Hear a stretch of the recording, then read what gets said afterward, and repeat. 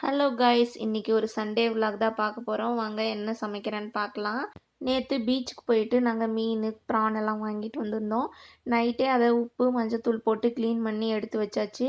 மீன் குழம்புக்கு கொஞ்சம் தலையெல்லாம் நான் எடுத்து வச்சுட்டேன். அதுக்கப்புறமா மீன் ஃப்ரைக்கு இஞ்சி பூண்டு பேஸ்ட்டு, கொஞ்சம் மிளகாத்தூள், ஃபிஷ் ஃப்ரை மசாலா, அரிசி மாவு, கொஞ்சம் உப்பு போட்டு நல்லா மிக்ஸ் பண்ணி அதையும் எடுத்து வச்சிடலாம் ஒரு ஓரமாக. அது நல்லா ஒரு 1 or 2 ஹவர்ஸ் ஊறிச்சுன்னா நல்லா டேஸ்ட்டாக இருக்கும்.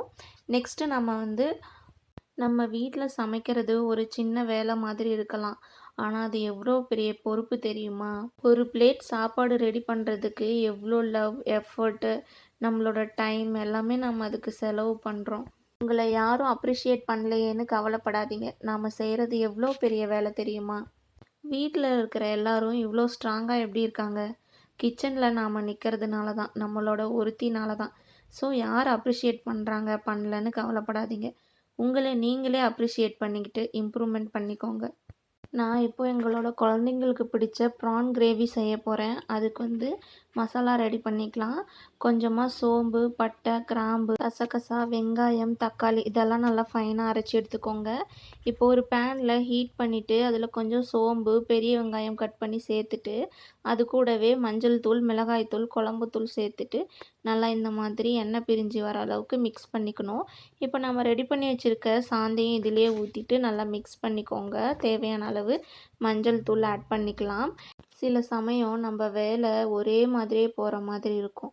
அதே சமையல் ரூம், அதே சாப்பாடு, அதே வேலை. ஆனால் இந்த ரொட்டீன் மட்டும்தான் நம்மளோட ஸ்ட்ரென்த்து.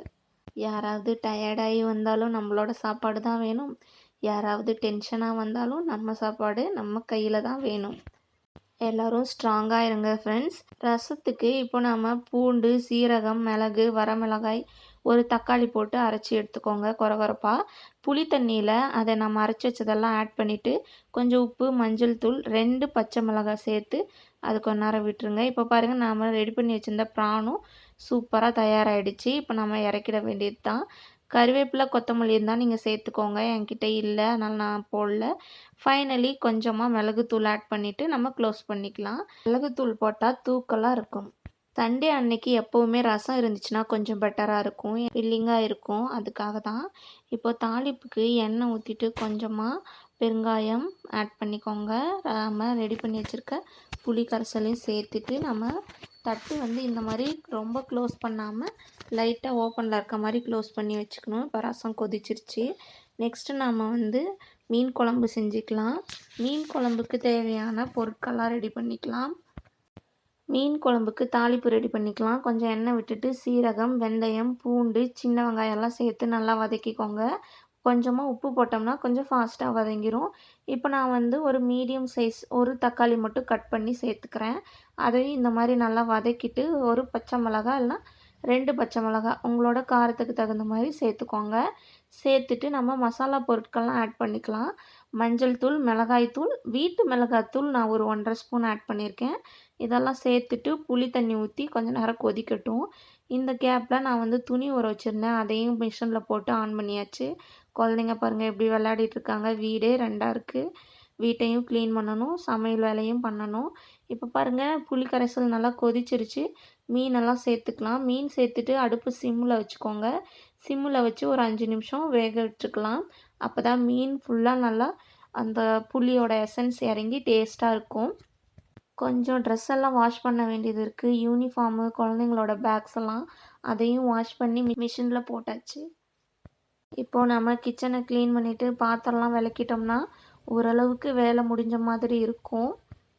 நம்ம ஃபேமிலியில் ஒரு சிலர் நம்மளோட க்ரோத்தையே அக்செப்ட் பண்ணிக்கவே மாட்டாங்க. நம்மளோட டெசிஷன் என்னன்னே தெரிஞ்சுக்காமல் நம்மளை பற்றி அவங்க க்ரிட்டிசைஸ் பண்ணிக்கிட்டே தான் இருப்பாங்க. நம்ம இல்லாதப்ப நம்மளை பற்றி பேசுகிறாங்கன்னா அது அவங்களோட ஃபால்ட்டு தான். நாம் இருக்கும்போது நம்மளை பற்றி யாருமே பேச மாட்டாங்க. சிரித்து சிரித்து பேசுவாங்க. ஒருத்தன் பேசுகிறான், நம்ம சைலண்ட்டாக இருக்கிறோம் அப்படின்னா அதுக்கு அதுக்கு பேர் நம்ம அமைதியாக இருக்கோம் அந்த மாதிரி கிடையாது. நம்மளோட சைலன்ஸ் நம்மளோட மெச்சூரிட்டி. உனக்கெல்லாம் நான் பதில் சொல்லிகிட்டு இருக்கணுமா? பதில் சொல்லாமல் போகிறதுமே நம்மளோட ஒரு எதிர்ப்பு தான். அதுவே அவங்களுக்கு அசிங்கமாக தான் இருக்கும். நிறைய பேர் அதை புரிஞ்சுக்கிறது கூட கிடையாது. உங்களுக்கு என்ன தோணுதோ, உங்களுக்கு என்ன பிடிச்சிருக்கோ அத தைரியமா பண்ணுங்க.